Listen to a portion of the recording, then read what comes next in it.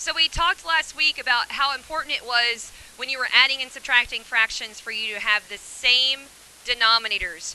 You need to have the same total number of parts in order to add fractions. For instance, if you had the fractions 1/3 minus 1/6, and if we drew a picture of 1/3 using a circle, try to make a same equal size picture over here.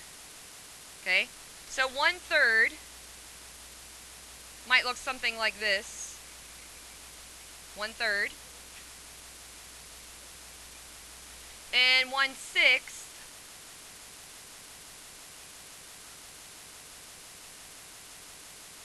would be something like that. Okay? So in order to take away that 1/6, we need to think about how many 6 are in this 1/3. Well, we could do this, and this, and this. By doing that, did that change the value of what, like, the shape is? I didn't make the shape any bigger. I didn't shade anything else, anything more. It's the same exact shape. I just broke it into more pieces. Kind of like if you ordered pizza from Papa John's and you needed to break some of the pieces in half. Okay? It didn't change how much pizza was there. You just made the pieces a smaller size each. Okay? So because we've done that, I've changed this now to having 6 pieces and 2 of them are shaded in. And now I can actually subtract, right? So that's kind of why we need to have the same size pieces. All right, so in order to find that how many total pieces we need for both of them, what is that called? When we have the same denominators, it's called... It's not, we don't say same denominators. We call it... All right, equivalent's good. We make equivalent fractions. But we sometimes use LCD. That's for denominator. What? Someone said it. Least common denominator, right? Least common denominator. The least common denominator. We find the least common denominator by finding the LCM, least common multiple, of both of the denominators. Okay? A common multiple for the denominators. And in this case, that common denominator was a 6. So I didn't need to change 1/6, but I did need to change the 1/3. And since I changed a 3 to a 6, that means I had to change the top as well. Okay? And we're going to practice doing that. Again, we practice this one just by showing a picture, but we don't want to have to draw pictures every single time. Okay? Some of you are pretty good with doing this just in your head, but I'm going to write down all of my mental steps up here just in case anyone needs to still see that. Okay? So let's have a new problem. If we had the problem 1/2 plus 2/5. Right now our denominators are not the same. So we want to find common denominators. The first thing I'm going to do is list my multiples of 2, and then I'm going to list my multiples of 5. What are my multiples of 2? What do I mean by multiples? Right? 2, 4, 6, 8, 10, 12. You could go on forever, but please don't. You need to stop at a certain point, okay?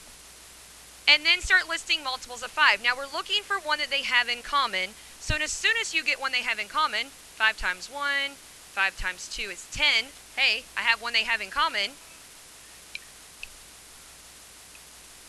So as soon as you have one they have in common, that is going to be the denominator that we're going to use in this problem. And again, a lot of you are able to do that just in your head. So my advice is to set up this problem vertically. Right now it's set up horizontally from left to right. I'm going to set up this problem vertically. So I'm going to go over here and I'm going to write 1/2, and then down here I'm going to write plus 2/5. Okay? And that's going to give me some space next to it to write these equivalent fractions. And in my equivalent fractions, my denominator is going to be a 10.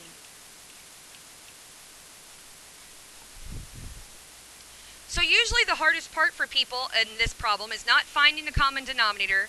It's not setting up their problem. The hardest part for people is figuring out what is my numerator going to be. How do you decide? Let's focus on the 1/2 equals blank over 10. How do you figure out what your numerator is going to be? Yes, Keely. Very good. So you have to ask yourself, 2 times what is 10? That would be 2 times 5. And so because you do multiplying by 5 on the bottom, we have to do multiplying by 5 on top. So that means 1 times 5 is 5. Forget about that problem for a second. And now figure out on the bottom, we're changing a 5 to a 10. So you're saying 5 times what is 10? 2. So 2 times 2 is 4. So now we have 2 fractions, 5/10 and 4/10, that have the same denominator. So we can add the numerators. 5 plus 4 is 9. And you keep your denominator, just like you did on the paper we just checked. And there is your answer, 9/10.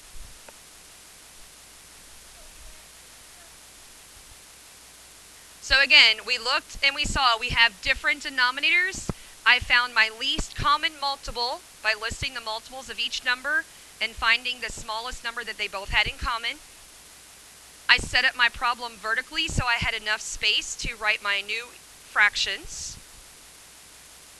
And then I asked myself, what did I multiply my denominator by to get my new denominator? And that's what I knew I needed to multiply my numerator by. We're going to do some more practice with that, okay? But this is how I want you to set up your problems, and I've given you space to do that on your paper. So please set up your problems vertically, okay? Let's do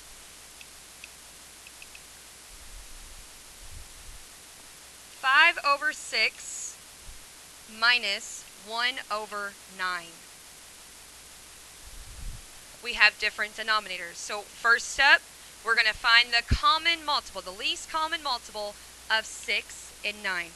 So we're first going to list the multiples of 6, and then we'll list the multiples of 9. If you're not very good with your multiplication facts, then this can be challenging for some people. So the multiples of 6, help me out, 6, 12, 18, 24, 30. I'm going to stop there. I might need to come back up here and do more, but I'm going to stop there for now. Down here, the multiples of 9. 9 times 1 is 9. Then, now, if you're thinking about the ones that you just wrote, I automatically see right now something they have in common. I could continue and find more they have in common, but as soon as you find one, that's all you need. That is the least common multiple, 18. So I'm going to go over here, and I'm going to set up my problem vertically. Whoops, not with highlighter. And my new denominator is going to be 18.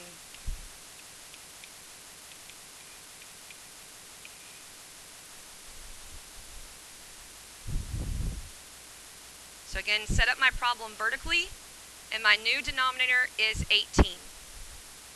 Now I need to figure out what are my new numerators going to be. So in my first fraction, 5 over 6, the 6 is changing to 18. 6 times what is 18? 3. 6 times 3 is 18. So we have to do 5 times 3, which is 15.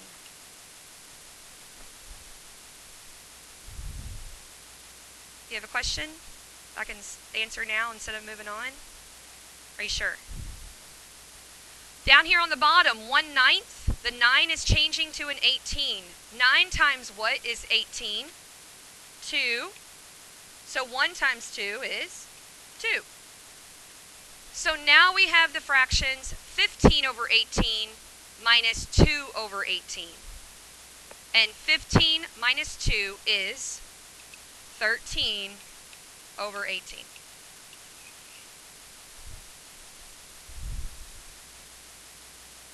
Is this kind of starting to come back from previous years?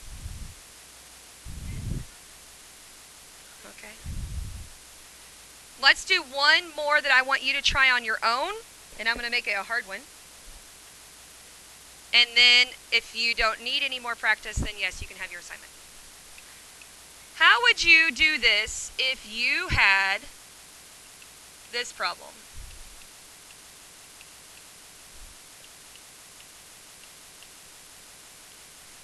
What would you do?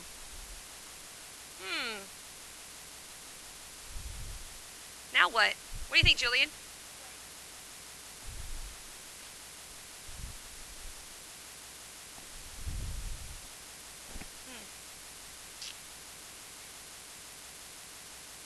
Will 3 go into 56?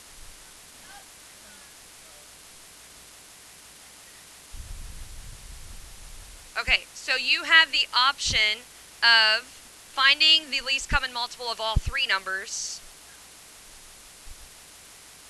or could you do this in 2 steps? Could you find the answer to this and then worry about your plus 2 sevenths?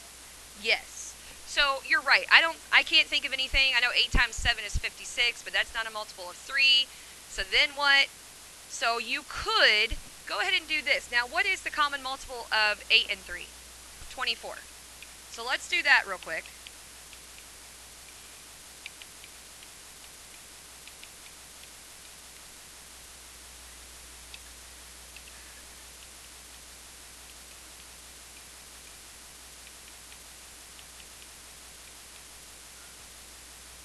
(21 plus 16).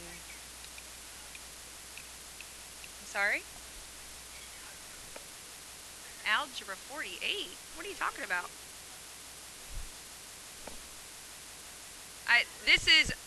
We just walked through slowly 3 of these problems. Oh.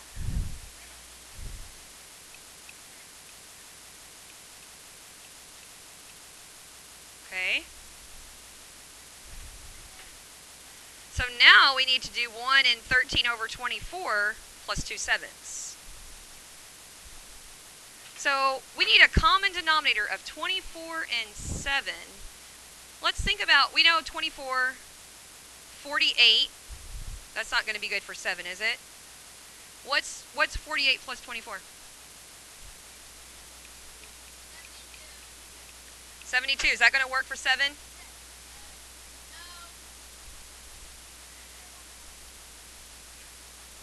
120. How'd you jump to that? What about 96? Is that going to work? Yeah.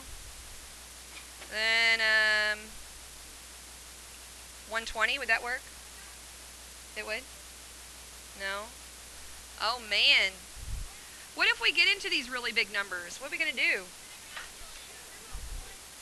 You go, oh, Ms. Barnes, why?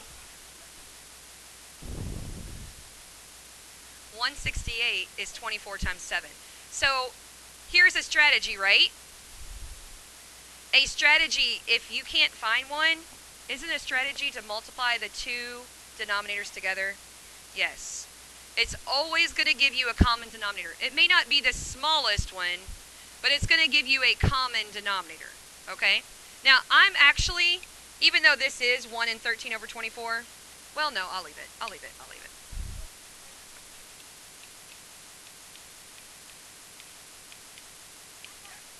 Yeah. No. It's the same process. Yes, dear. 21 plus 16 is 37.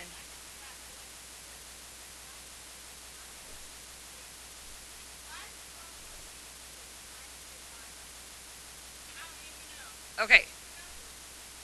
Okay. So my common denominator of 8 and 3 is 24. Yes? My common denominator for 8 and 3 is 24. 8 times 3 is 24. Okay, so that's my common denominator. So I'm changing both of these denominators to 24. I didn't subtract anything, hon. These numbers here? Are you talking about these numbers?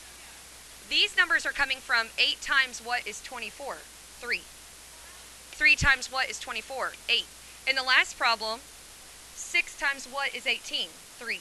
9 times what is 18? 2. That's where those numbers are coming from. It has nothing to do if it's an addition or subtraction problem.